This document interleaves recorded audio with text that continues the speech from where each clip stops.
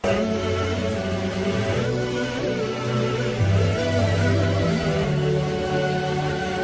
من التاريخ عبرة وابدأ الرحلة بعبرة واجعل الإيمان زادك لو سقاك الوقت مرة لو سقاك الوقت مرة. الحياة هذه مشاهد والمطر يبدأ بقطرة والبشر مؤمن وجاحد والثمر في الأصل بذرة. الحياة هذه مشاهد والمطر يبدأ بقطرة والبشر مؤمن وجاحد والثمر في الأصل بذرة. خذ من التاريخ عبرة.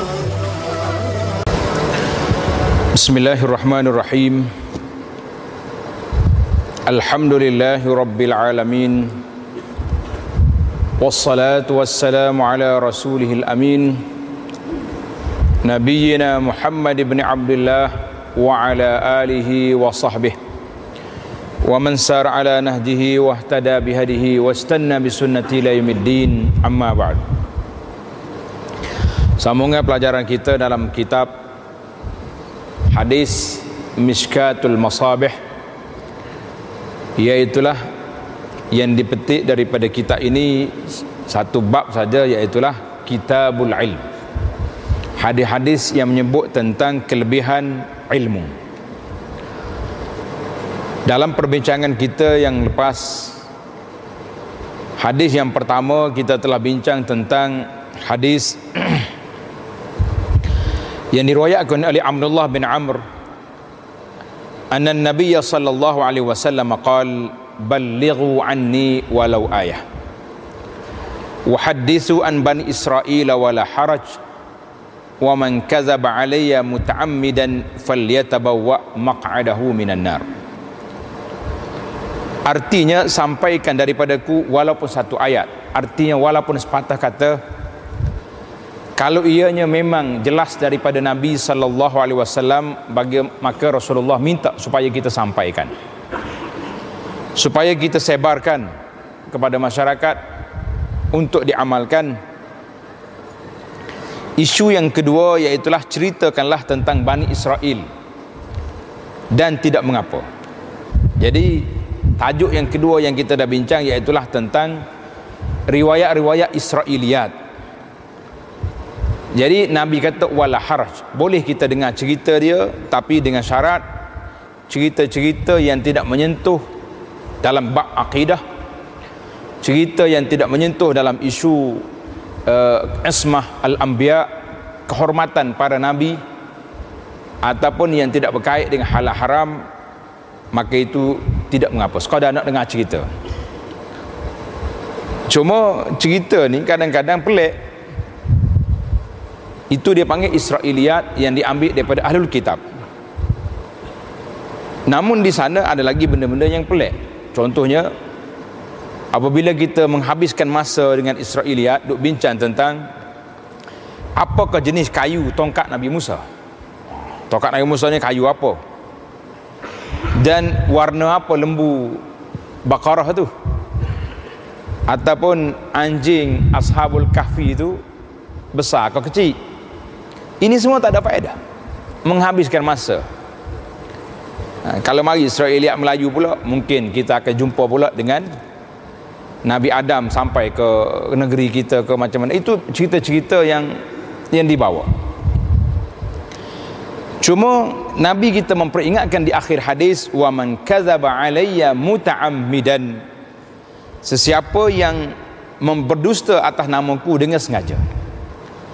Maksud dengan sengaja di sini iaitulah kita tahu benda itu palsu, tapi kita nak sebarkan juga. Maka itu jadi masalah. Maka orang yang tahu tapi dia sengaja nak sebarkan benda-benda yang tidak warid daripada Nabi sallallahu alaihi wasallam ini, maka adalah dia menyediakan tempatnya di dalam neraka. Hadis ini sahih, diriwayat oleh Imam Bukhari. Itu hadis yang pertama yang kita dah bincang secara ringkas, tapi boleh katakan menyeluruh perbincangannya. Kemudian kita masuk kepada hadis yang kedua, muka surah 14. Hadis ini ada kaitan dengan hadis yang pertama. An Samurah ibn Jundub wal Mughirah bin Syu'bah qala qala Rasulullah sallallahu alaihi wasallam man haddatha anni bi hadithin yura annahu kazibun fahuwa ahadul kazibin, ataupun dibaca fahuwa ahadul kazibaini. Maksud dianya, daripada Samurah bin Jundub dan Mughirah bin Syu'bah, dua orang sahabat meriwayatkan hadis ini.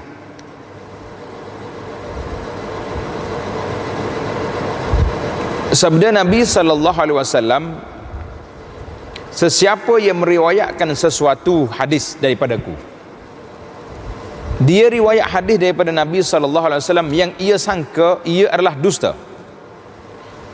Kita tak pasti benda ni betul tak betul, tapi kita rasa benda ni macam dusta, macam palsu, maudhu' dalam bahasa Arab kata, maka ia adalah termasuk dari kalangan salah seorang pendusta.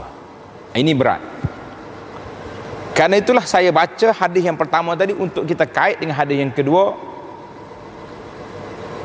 Tengok huraian dia. Hadis ini riwayat oleh Imam dalam Sahih Muslim. Hadis ini, huraian kepada hadis, adalah sebagai menjelaskan lagi maksud hadis sebelumnya berkenaan dengan orang yang berdusta di atas nama Nabi sallallahu alaihi wasallam. Di mana hadis yang pertama tadi kita baca menunjukkan seolah-olah hanya orang yang mereka-reka hadis atas nama Nabi sallallahu alaihi wasallam sahaja yang dijanjikan azab, mengambil tempat dalam neraka. Jadi Nabi kata man kazaba alayya muta'ammidan. Jadi kazaba tu orang yang merekakan hadis, dia buat hadis tu hadis ni, maka kita nampak seolah-olah pereka hadis sahaja orang yang bersalah. Tetapi hadis Syu'bah, hadis Mughirah ini memberi penjelasan kepada kita bahawa orang yang meriwayatkan pendustaan tersebut, ini kita bimbang hari ini. Orang tahu dah benda ni rekaan, tapi kita juga menyebarkan benda tu, sebarkan juga dalam keadaan dia mengetahui atau menyangka bahawa hadis itu adalah palsu, turut sama termasuk ke dalam golongan yang dijanjikan azab buruk yang tersebut. Ini bahaya dah. Kerana itulah saya sering memperingatkan para jemaah, khususnya di zaman kita hari ini, di zaman mudah menyebarkan maklumat, kita jumpa apa saja pun sebar selalu. Tak pasti betul ke tak betul, sahih ke tak sahih, bermasalah ke tidak. Lah, jangan sekali-kali. Kita rajin, over sangat rajin, duduk dalam grup kumpulan kita kat, asyik pagi-pagi petang asyik duduk sebar benda-benda yang kita tidak pasti dia tu sahih ke tak sahih. Saya share aja. Lah, tengok dalam hadis ni kata man haddatsa anni bi hadisin yura annahu kazibun. Dia nampak dah benda tu palsu, apa jadi hukumnya? Fahuwa ahadul kazibin, maka dia salah seorang daripada pendusta. Walaupun kita tidak pereka, kita bukan pelopor, tetapi kita share, kita sebarkan, kita galakkan orang di atas benda-benda yang palsu macam ni, maka orang ni termasuk dalam golongan yang sama. Jadi para jemaah sekalian, saya rasa untuk menyelamatkan diri, tak payahlah kita raja-raja sangat duk sebar cerita hadis-hadis yang tak mari daripada Nabi sallallahu alaihi wasallam ataupun yang memang yang palsu. Tapi macam mana saya nak tahu palsu? Ini masalah kita. Kita tidak ada alat untuk mengesannya, tidak ada radar untuk mencarinya, tidak ada kompas. Maka ketika itulah perlu kepada belajar. Contohnya bila tuan-tuan tengok dalam buku ni, hadis ini diriwayatkan oleh Imam Muslim, diriwayatkan oleh Imam Bukhari, maka itu jelasnya hadis itu sahih. ataupun ulama-ulama telah memperjelaskan bahawa hadis ini sahih, hasan, maka kita sebarkanlah. Ini hadis tak tahu, tak ada riwayat apa pun, pakai duk share melalui. Janganlah kita rajin, nanti kita termasuk dalam orang yang nak menyebarkan kebaikan tapi membuat pendustaan ke atas Nabi SAW. Jadi inilah, dari segi makna hadis ini menunjukkan bahawa orang yang tidak menyangka atau mengetahui bahawa sesuatu hadis itu palsu, lalu ia meriwayatkannya, maka dia tidak tergolong dari kalangan pendusta tersebut. Jadi alhamdulillah, ini dalam kaedah bahasa kita dia panggil al-uzru bil jahli, keuzuran dengan sebab jahil. Tapi kalau kita tahu kita tak ada ilmu di dalam bidang nak menyebarkan benda-benda yang sahih, jangan nak sebar kecuali yang kita dah pastikan. Kita dah semak benda ni dengan ustaz kita ke, dengan siapa yang kita rasa percaya dengan dia, yang kita siqah dengan dia, pada ketika itu baru kita sebarkan. Kalau tidak, memang penat, letih sangat dah.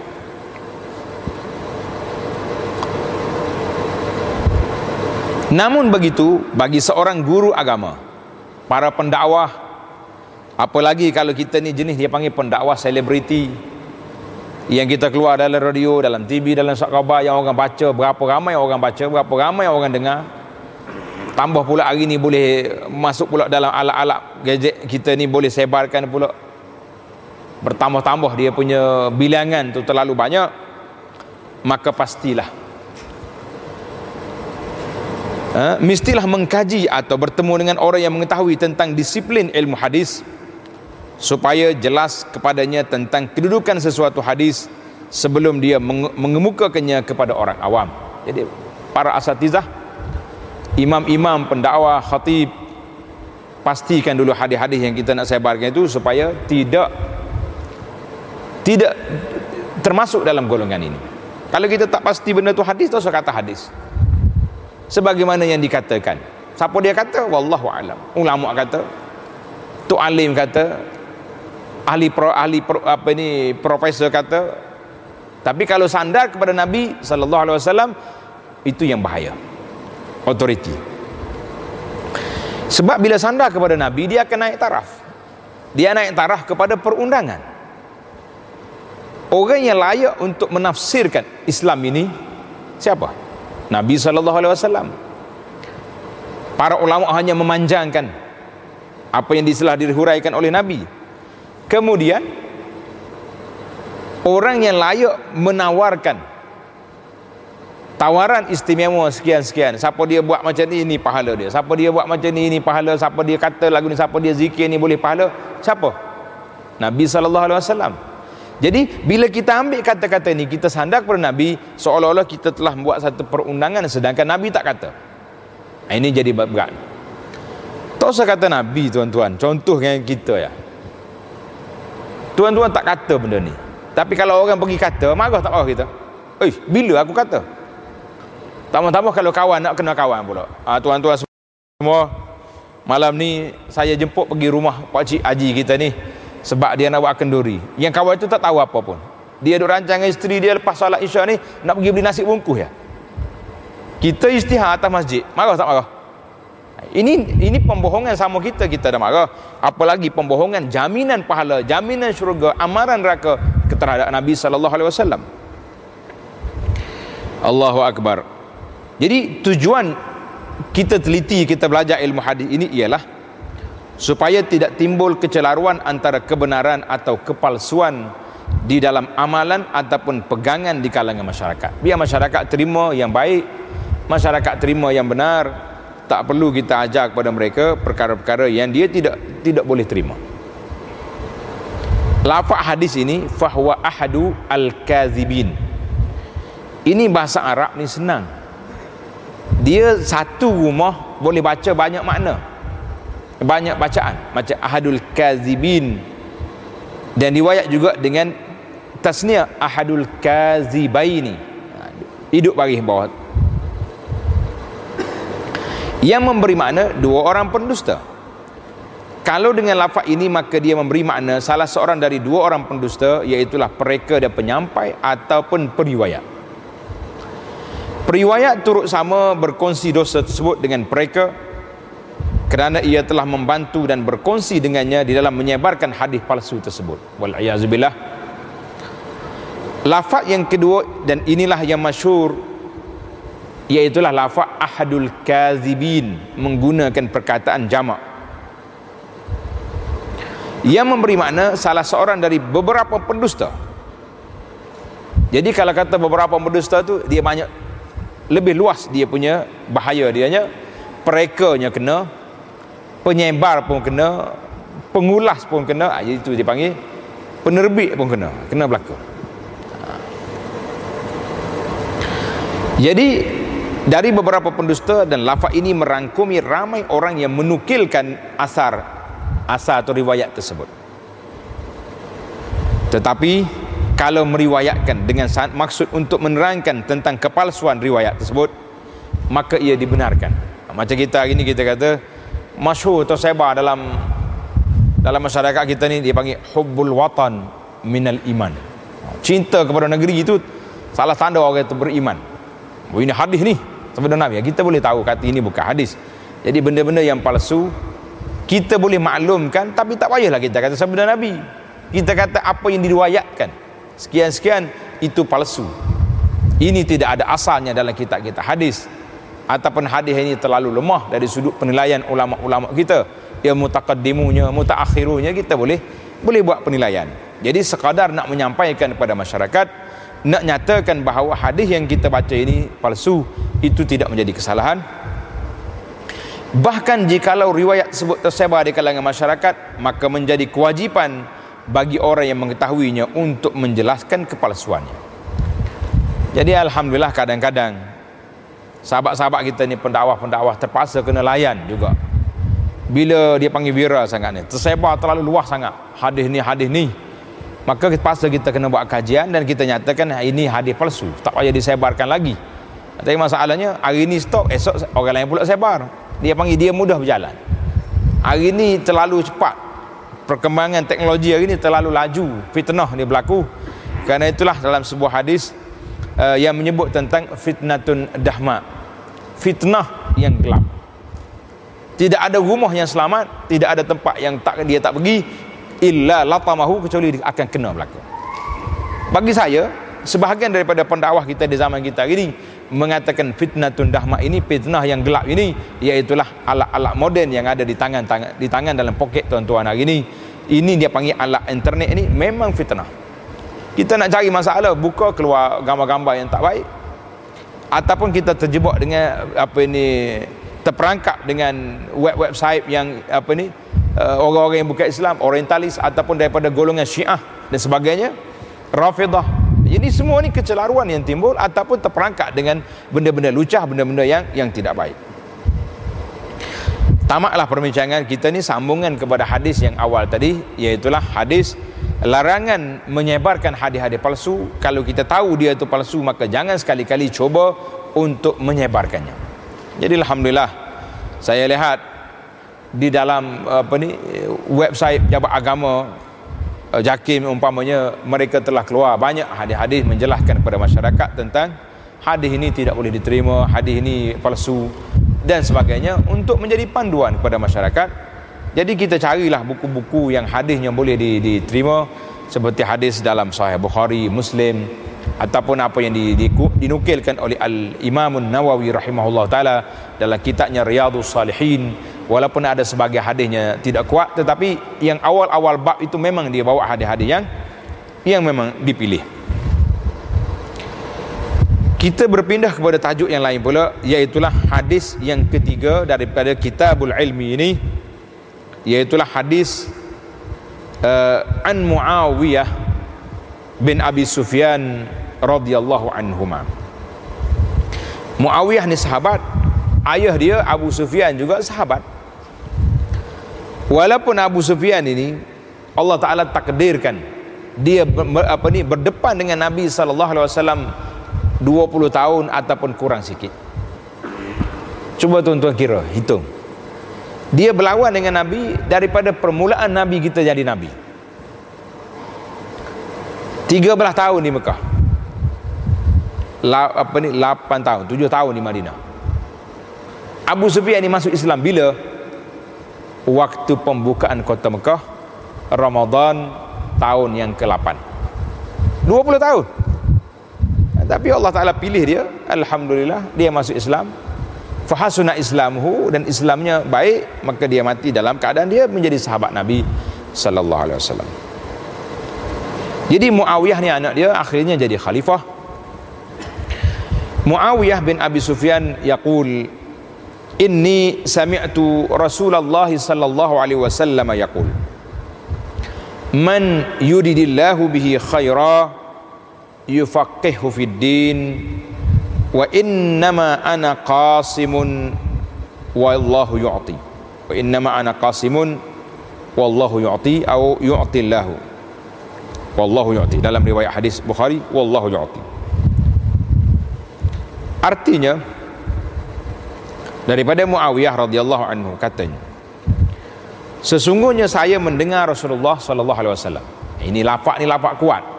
Bila sahabat kata aku dengar, sami'tu, ra'aitu, itu menunjukkan dia ada sendiri.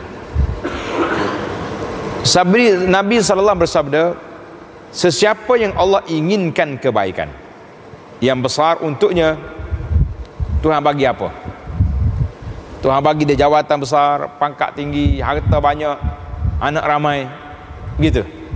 Itu tak nafi, itu satu kelebihan. Jangan pula kita kata tak dia lah. Allah Ta'ala zalika fadlullah yu'tihi man yasha. Ada orangnya anaknya ramai, ada orang hartanya banyak, ada orangnya macam-macam ada. Kan?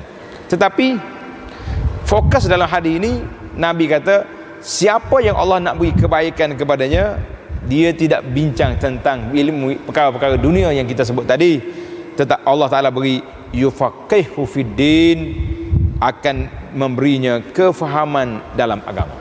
Ini yang besar sekali.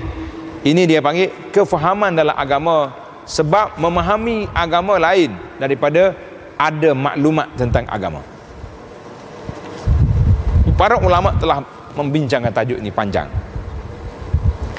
Apa makna yufaqihu fiddin? Faqih itu makna apa?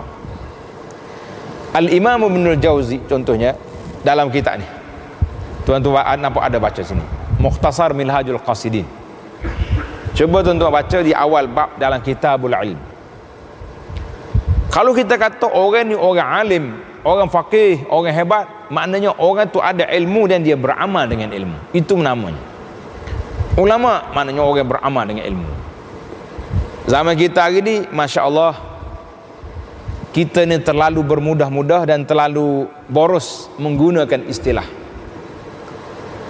Bila orang yang kita suka, syekh ke siapa dia ke, ustaz kita ke, kita akan tonjolkan dia tinggi-tinggi selalu. Ustaz saya ni bertaraf al-arif billah, al-alim al-allamah, al-habrul fahamah. Taraf kita beri itu lebih-lebih sangat. Yang kita nak di sini, Nabi kata yufaqihu fiddin, Allah Ta'ala beri kefahaman dalam agama. Al-Imam Nawawi rahimahullah ta'ala ketika menceritakan tajuk ini, dan juga Al-Hafiz Ibn Hajar dalam kitabnya syarah kepada Bukhari, kefahaman berbeza dengan maklumat. Tuan-tuan dan puan-puan, hari ini banyak mana kita dapat maklumat. Saya buat satu contoh yang sangat simple, tapi tak payah marah lah dah kalau kita contoh lah. Berapa lama dah kita dengar hadis kelebihan salatul jamaah? Lama dah ustaz. Buka-buka telinga pergi masjid tu, dengar dah Tok Khatib baca salatul fi jamaah, ada tulis kat depan, khairun min salatul fajr, salatul jamaah tu lebih baik daripada solat seorang 27, ada riwayat 25, baca dah. Yang tak mari juga. Dia tak tahu ke hadis tu? Tahu. Baik. Yang mari ke masjid pula, dengar tak dengar kita hadis kelebihan sahawal? Dengar dah. Kalau tak ada tempat kena berebut. Tahu belakang dah. Kalau tak baca matan hadis pun orang tahu dah hadis. Tapi berapa kali dah kita berebut duduk depan. Sampai peringkat imam 1, imam 2, imam eksekutif mari menyelesaikan masalah kerana berebut nak duduk depan. Berapa orang ada kes lagu ni? Tak, kau tak pernah berlaku lagi. Tak berlaku pasal ini dia panggil yufaqihu fi din. Allah Taala beri kefahaman, mana kesedaran untuk beramal dengan ilmu yang kita ada. Contoh lain banyak lagi lah, kita buat contoh yang paling simple. Maka kata Nabi SAW, innama ana qasimun wallahu yu'ti. Aku hanya memberi maklumat, tetapi pemberi sebenarnya siapa dia? Allah. Kalau kita baca dalam Al-Quranul Karim, Allah sebut, innaka la tahdi man ahbabta walakinna Allah yahdi man yasha. Wahai Muhammad sallallahu alaihi wasallam, engkau tak boleh beri hidayah kepada orang yang kamu sayang, kamu suka. Ahli tafsir mengatakan ayat ini turun apabila matinya Abu Talib, pak saudara Nabi yang akhirnya mati tidak beriman, mati tak mengucap. Maka Tuhan kata, innaka la tahdi man ahbab. Mu tak mampu Muhammad nak beri hidayah kepada orang yang kamu sayang. Yang beri hidayahnya Allah. Dalam ayat yang lain pula kata, wa innaka la tahdi ila siratim mustaqim. Sesungguhnya engkau ya Muhammad sallallahu alaihi wasallam pembawa petunjuk ke jalan yang lurus. Ayat ni macam kontra. Tadi kata tak bagi hidayah, ini bagi hidayah.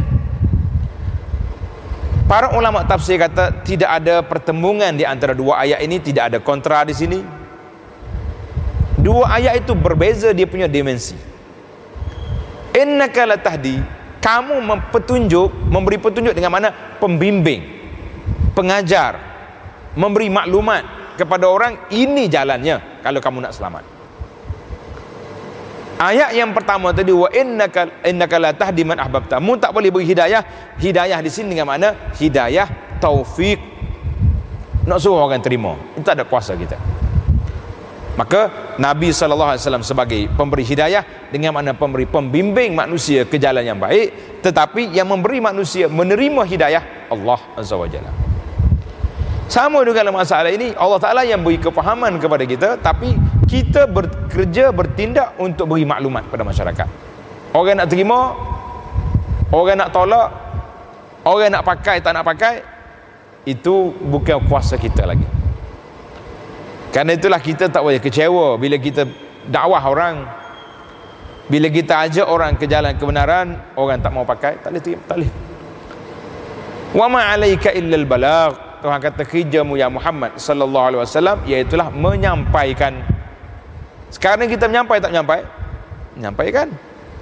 Orang tak nak terima, itu bukan kerja kita. Yang penting selesai dah tugas kita. Nabi kata, innama ana qasimun, aku hanya pemberi saja, pembahagi maklumat. Dalam tajuk ilmu ni makna pemberi ilmu, pemberi maklumat. Tetapi yang memberi, wallahu yu'ti, Allah Ta'ala yang memberi kefahaman kepada kamu. Yang beri kefahaman itu Allah, bukan Nabi. Jangan salah faham pula, jangan kata macam memperlekehkan Nabi lah. Abadan, sama sekali tidak. Siapa dia memperlekehkan? Bukan pula itu tafsir ulama-ulama tafsir tentang Al-Quran, bahawa Nabi SAW dia tidak mampu memberi hidayah petunjuk, karena itu kuasa Allah. Kalau tidak, tentulah Abu Talib, orang yang paling Nabi sayang, yang jaga Nabi, yang membelanya, berhak untuk masuk Islam.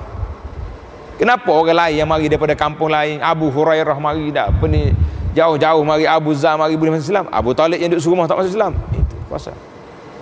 Baik, tengok huraian hadis. Golongan yang punya ilmu dan kefahaman yang mendalam dalam agama merupakan golongan yang mendapat kebaikan yang banyak, kerana ia adalah kurniaan yang sangat besar daripada Allah Azza wa Jalla. Orang ada ilmu dan kefahaman, itu kurniaan Allah. Inilah di antara doa yang Nabi kita ajar. Saya yakin dan percaya tuan-tuan dah dapat doa ni. Baca ke tak, wallahu alam. Iaitulah doa yang Nabi kita ajar. Allahumma inni as'aluka ilman nafi'ah wa rizqan tayyibah wa amalan mutaqabbala. Kita baca bila? Selepas salat subuh. Baca tak? Kalau tak baca lagi, kena baca. Dan dalam Quran Tuhan sebut, Tuhan ajar kepada Nabi sallallahu alaihi wasallam, wa qul rabbi zidni ilma. Kata ya Muhammad, minta ya Muhammad, rabbi zidni ilma, tambahkan kepada aku ilmu. Tak ada dalam ayat Allah ajar kepada Nabi, ya Rabbi minta naik grade sikit. Kalau kita kerja kan 48 nak naik 50 nak naik jusa A, C, B dah. Allah tak ajar Nabi supaya naik grade. Yang Tuhan ajarnya, zidni ilma, tambahkan kepada aku ilmu, kefahaman yang benar tentang agama. Jadi kita minta dengan Allah Azza wa Jalla, kerana ia merupakan anugerah Allah kepada kita. Kurniaan serta ganjaran besar tersebut disebabkan tugas mereka yang begitu penting di dalam memberikan kefahaman kepada masyarakat tentang agama. Dengan tugasan tersebut mereka dapat memelihara agama daripada sebarang penyelewengan dan serangan daripada musuh Islam, sama ada yang jelas kekufurannya ataupun yang bertopengkan Islam. Sekarang ini macam-macam ada. Contohnya dalam menghadapi ideologi yang cuba diserapkan oleh golongan orientalis. Golongan dia panggil mustasyriqun, orientalis, orang-orang yang bukan Islam, ia mengkaji Islam. Orang bukan Islam, mana kita boleh percaya dengan dia walaupun dia kaji Islam. Seorang yang bernama Golzihar, dia tulis satu buku Aqidah Islamiyah, Kitab Aqidah Islamiyah. Jadi dia buat Islam itu sebagai satu teori. Kita orang yang beriman, bila kita tulis Aqidah Islamiyah, mana itulah pegangan kita. Atau missionary yang masuk ke dalam masyarakat Islam untuk menimbulkan keraguan terhadap agama ini, serta mengalihkan pandangan umat Islam dari sesuatu yang penting ke arah perkara yang remeh-temeh. Jadi masalah kita hari ini. Cuma bila kita berdepan dengan golongan ini, kita tak boleh berdepan secara emosi. Kita kena berdepan dengan cara gentleman, dengan cara ilmu, dengan cara kepahaman yang betul. Apabila berlaku banjir yang besar melanda di kawasan di negeri Kelantan, khususnya di Kuala Krai,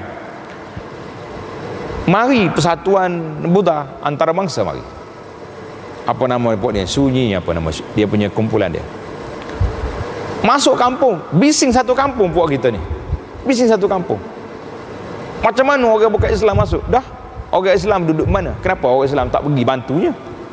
Kenapa kita orang Islam tak pergi basuh rumah orangnya? Kenapa tak bawa khemahnya? Kenapa? Jadi orang bukan Islam mari bantu, kita duduk sibuk dengan dia. Oh, jadi Buddha habis lah, jadi Kristian lah. Okay, jadi Kristian. Dia mari basuh rumahnya.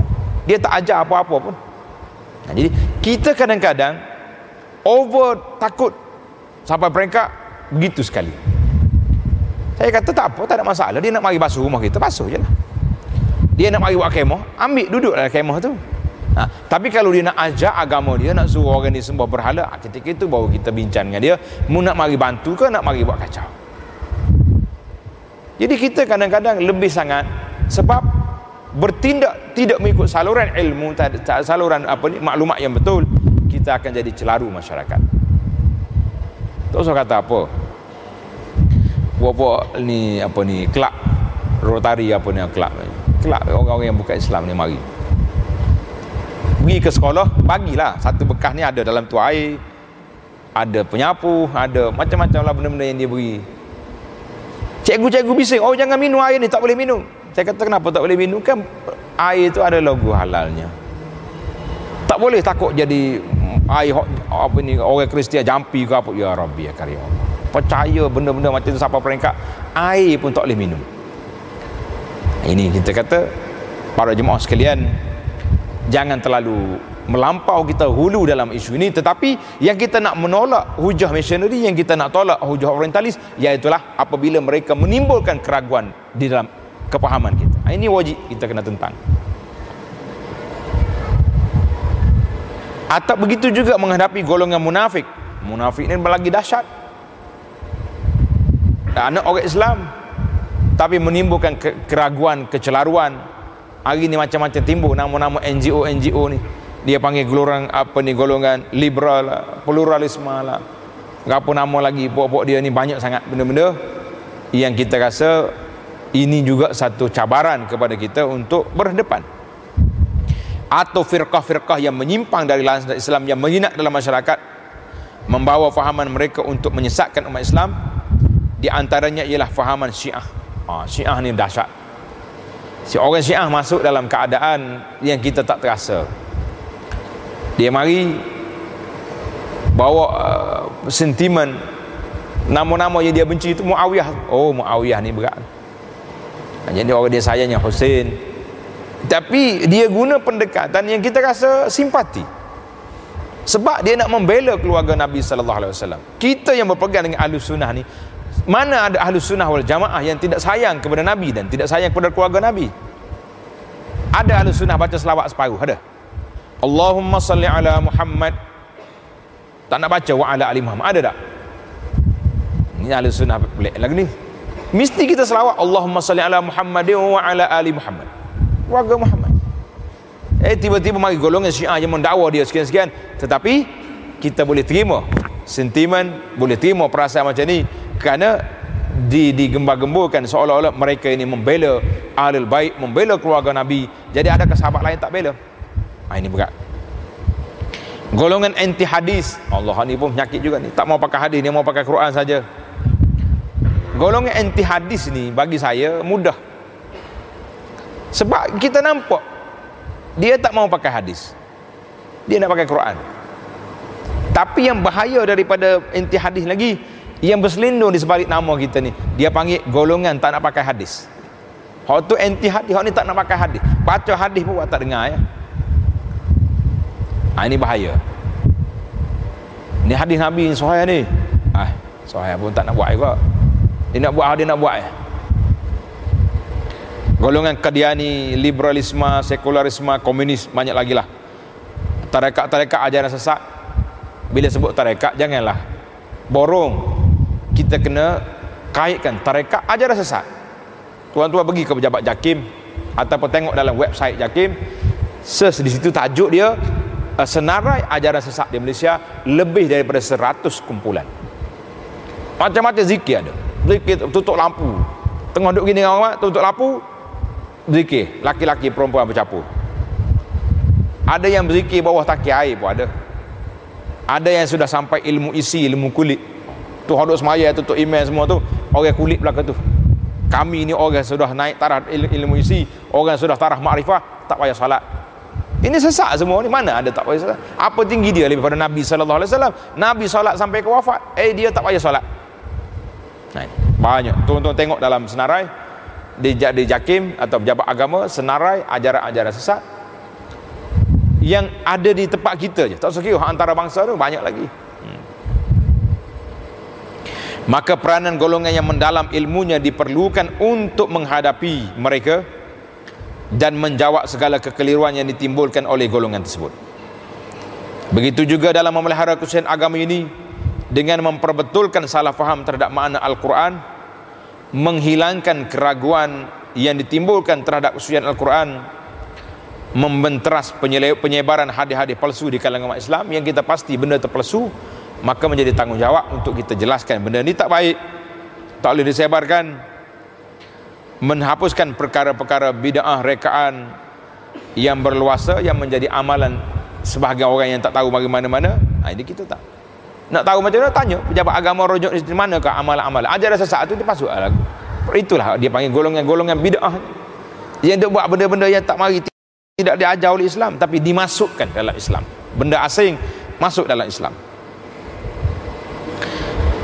Kesemua tugasan dan tanggungjawab berat ini dipikul oleh golongan ahli ilmu yang menguasai ilmu agama secara menyeluruh dan mendalam, termasuk juga dalam memperjelaskan salah faham terhadap hukum hakam Islam yang merangkumi hukum jinayah. Ya hari ini hukum jinayah orang takut nak buat hudud, takut selalu. Walahnya kita dah baca Quran daripada budak lagi, kita dah baca hadis Nabi sallallahu alaihi wasallam daripada kecil, tapi bila nak laksana undang-undang Islam jadi takut. Ini ajaib. Allah. Muamalat, riba tak riba dalam urusan jual beli kita hari ni, sah tak sah jual beli, banyak lagi lah perkara ni. Golongan ini daripada kerana itulah Allah Subhanahu Wa Taala mengecualikan golongan ahli-ahli fiqh ini, ulama-ulama ini, daripada kewajipan berjihad, walaupun pada ketika kejuaraan tersebut menjadi fardu ain ke atas sekalian umat Islam. Sebagaimana dalam firman Allah Ta'ala, wa ma kana al-mu'minuna liyanfiru kaffah falawla nafara min kulli firqatin minhum ta'ifatun liyatafaqahu fid din wa liyunziru qaumahum idza raja'u ilaihim la'allahum yahzarun. Dan tidak sepatutnya semua orang-orang yang beriman keluar pergi berperang. Allah Ta'ala beri kecuali kepada siapa? Mengapa tidak pergi dari tiap-tiap golongan di antara mereka beberapa orang untuk mendalami ilmu pengetahuan mereka tentang agama, dan untuk memberi peringatan kepada kaumnya apabila mereka telah kembali kepadanya, supaya mereka itu dapat menjaga dirinya. Surah At-Taubah ayat 122. Jadi ayat ini Allah Ta'ala kecualikan tak pergi berperang itu siapa? Iaitulah orang-orang yang mendalami agama.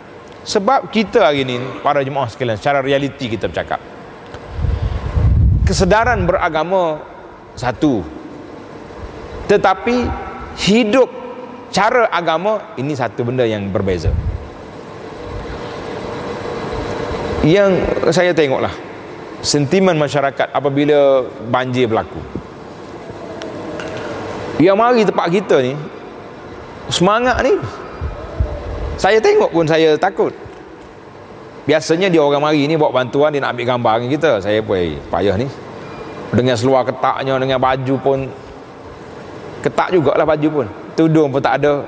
Dia kata, Ustaz, saya nak serah Al-Quran ni, nak buat majlis penyerahan Al-Quran supaya saya terima, nak ambil gambar dengan dia. Saya kata payah sikit lagu ni. Itu dia panggil sentimen, semangat. Oh, semangat ni nak bagi Quran, tapi Quran suruh tutup aurat tu, apa mu tak buatnya? Itu jadi persoalan. Nampaklah realiti kita hidup hari ini berbeza di antara semangat beragama dengan menghayati hidup beragama. Itu berbeza. Tak sah hidup beragama kecuali ada ilmu, ada maklumat yang jelas. Tetapi kalau semangat beragama, tak apa, siapa-siapa saja, asalkan dia ni, oh dia ni semangat agama ni. Ada setengah makcik bagi tahu, Ustaz, anak saya tu Masya Allah, oh semangat sungguh dia ni, buku-buku agama saja beli ni. Tapi bila kita jumpa tengok, lain macamnya, dengan tak tutup auratnya, dengan pakaian-pakaian pelik. Dia kata ni anak makcik ni, oh semangat dia ni, semangat, tapi tidak beramal dengan ilmu. Ini masalah. Maka menjadi tugas para ilmuwan, mengapa tidak pergi dari tiap-tiap golongan di antara mereka beberapa orang untuk mendalami ilmu pengetahuan, supaya mereka ini menjadi pemberi peringatan kepada orang. Balik semula kepada hadis kita tadi, man yuridillahu bihi khaira. Tanda kalimah khaira tu. Khaira tu dengan makna kebaikan. Khaira dengan makna kebaikan digunakan dalam bentuk isim nakirah. Ini orang ngaji bahasa Arab dia panggil isim, dia ada dua, satu dia panggil nakirah, satu lagi isim ma'rifah. Ma'rifah ni kalau kita sebut satu benda tu, kita tahu dah benda tu. Tapi nakirah ni bila kita sebut khairat, tak ada alif lam, maka segala jenis kebaikan Tuhan nak beri, maka dia berinya kepahaman dalam agama. Bentuk isim nakirah adalah untuk memberikan makna besar, banyak makna besar dan sebagainya. Perkataan yufaqihu, fiqh asal makna faham, faqih dengan makna orang yang faham, bermaksud seorang yang punya kefahaman yang mendalam, khususnya berkenaan ilmu agama dan hukum-hukum syariat. Jadi sebenarnya Nabi SAW, wa innama ana qasimun wallahu yu'ti. Itu kena baiki ayat tu, wallahu yu'ti. Apa dia maksud sini? Aku hanya tukang beri, tetapi yang memberi kefahaman itu Allah Azza wa Jalla. Maka dalam hadis ini Nabi SAW ingin menjelaskan bahawa pemahaman ilmu dengan mendalam dan kemampuan mengeluarkan hukum-hukum berdasarkan ilmu merupakan kurniaan Allah Azza wa Jalla. Berbeza tuan-tuan. Nak tahu, kita pergi ke mana-mana pusat pengajian ilmu, universiti ke, college ke, apa benda, cari 10 atau 15 orang pelajar-pelajar yang dapat A+. dalam subjek agama. Panggil dia tok sini. A+ ni kira tinggi lah. Kita ambil 1-2 hadis, suruh dia hurai. Mesti berbeza kepahaman seorang. Oh ni kata gini, oh ni kata gini, tak sama. Jadi itulah kata Allah Ta'ala beri kepada kepahaman kepada seorang yang dia kendaki berbeza dengan orang yang seorang lagi. Al-Imam Syafi'i rahimahullah ta'ala, yang dia tabalkan dengan nama Nasirus Sunnah, pembela sunnah Nabi SAW. Imam Syafi'i kata, pernah diriwayatkan Imam Syafi'i tak tidur satu malam. Sebab apa? Sebab ada satu peristiwa Nabi SAW bergurau dengan budak kanak-kanak nama Abdullah. Nabi tengok Abdullah hidup main burung kecil. Burung tu nama dia Nughair. Bila Nabi pergi balik tengok, Abdullah ni menangis, duk teriak. Nabi panggil dia, ya Aba Umair, ma fa'alan Nughair. Budak kecil tapi Nabi panggil abu dia, ya Aba Umair, ma fa'alan Nughair. Abu Umair, apa jadi dengan burung kamu tadi? Imam Syafi'i rahimahullahu ta'ala wa radhiya anhu kata, aku berfikir satu hadis ni saja daripada lepas Isya tadi sampai subuh, aku telah mengeluarkan 100 masalah, 100 masalah. Di antara isu yang dipikirkan, boleh tak kita beri gelaran kepada budak kecil? Budak kecil, kanak-kanak, kita panggil Abu Fulan. Macam saya, kita panggil Abu Anas. Tak apalah, anak saya nama Anas, tak ada masalah. Anak Ustaz nama Muhammad, Abu Muhammad. Ini budak kecil, tak ada anak, tapi boleh kita panggil Abu Fulan. Maka Imam Syafi'i kata, kesimpulan daripada hadis ini menunjukkan bahawa boleh kita namakan, beri kunyah kepada orang walaupun dia tidak ada anak. Tak apa, pemuda-pemuda ni dia boleh bernama Abu apa-apa. Pilihlah Nabu.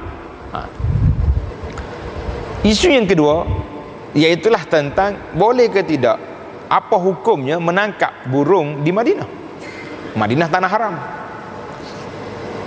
Syafi'i kata, aku duk fikir satu hadis ni saja, akhrajtu, aku telah mengeluarkan 100 masalah, 100 masalah.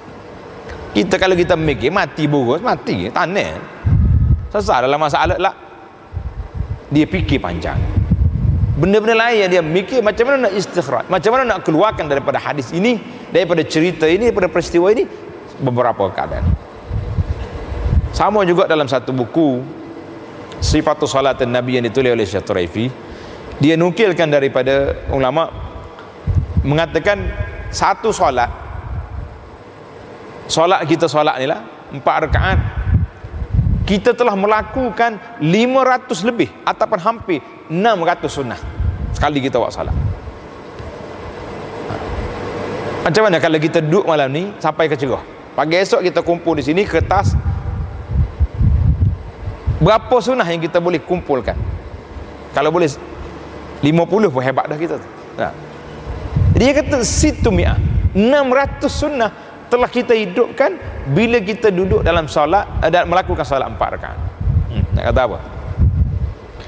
Allahu Akbar. Jadi perbezaan cara berfikir, dua orang sahabat yang mengaji satu kelas, satu fakulti, dua orang adik-beradik, tapi kita tengok Masya Allah, hak seorang ni kalau mengajar, baca satu hadis dia hurai sampai ke Isya pukul 9, pukul 10 kita dengar sedap. Tapi ada orang kalau mengajar, tak ada sampai habis Isya lagi, asyik duk tengok jam yang kita. Itu zalika fadlullah yu'ti man sya'. Tak boleh kita nak takwil, tak boleh kita nak kritik. Allah Taala pilih siapa yang dia nak. Allahu Akbar. Jadi ada yang mengatakan sahabat-sahabat Nabi SAW sendiri pun ada yang meriwayatkan hadis tapi dia tidak memahami. Sehingga Nabi kita mengeluarkan satu hadis, Nabi kata farubba muballighin aw amin sami'. Alangkah ramai yang disampaikan tu lebih memahami dari orang yang menyampaikan. Orang yang menyampaikan maklumat itu tak faham, dia hanya cerita saja, tetapi orang mendengar lebih faham daripada dia. Itu berlaku hadis ini juga dalam Bukhari, hadis yang sahih. Jadi para jemaah sekalian, kesimpulan kita pada dalam kuliah kita ini, iaitulah bila Allah Ta'ala nak beri kebaikan kepada kita, maka diberinya kefahaman. Maksud kefahaman di sini para ulama hadis telah membincangkan, iaitulah beramal dengan ilmu yang kita dapat. Jadi para muslimin dan muslimat sekalian, biarlah kita tunjukkan yang kita ini orang yang telah menerima kebaikan yang Tuhan nak beri.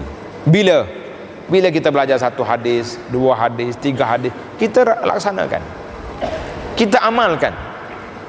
Pasal itulah saya kalau dalam kuliah-kuliah, dalam ceramah yang orang panggil kuliah tazkirah, saya kata tuan-tuan saya boleh bercakap. Kalau nak bercakap dengan tuan-tuan hari ni martabak 7, martabak 8, sedaplah dengar. Oh, martabak tu martabak ni hebat, ustaz ni boleh huraf lah kau istilah. Tapi sudah mengaji, yang dia boleh apa dia? Makan martabak ya bolehnya. Itu semua teori, kita tak tahu. Yang kita nak, kita baca satu hadis, kita amalkan dia. Kita baca satu ayat, kita beramal dengan dia. Para sahabat radhiyallahu anhu mengatakan, kami belajar satu ayat, 10 ayat kami amalkan, kemudian baru kita belajar yang lain pula. Itu je cerita dia. Wallahu ta'ala alam. InsyaAllah kita akan sambung lagi dalam hadis yang keempat di dalam kesempatan yang lain. Subhanakallahumma wa bihamdika asyhadu an la ilaha illa anta astaghfiruka wa atubu ilaih. Wa sallallahu ala nabiyyina Muhammadin wa ala alihi wa sahbihi ajma'in. Walhamdulillahi rabbil alamin. Assalamualaikum.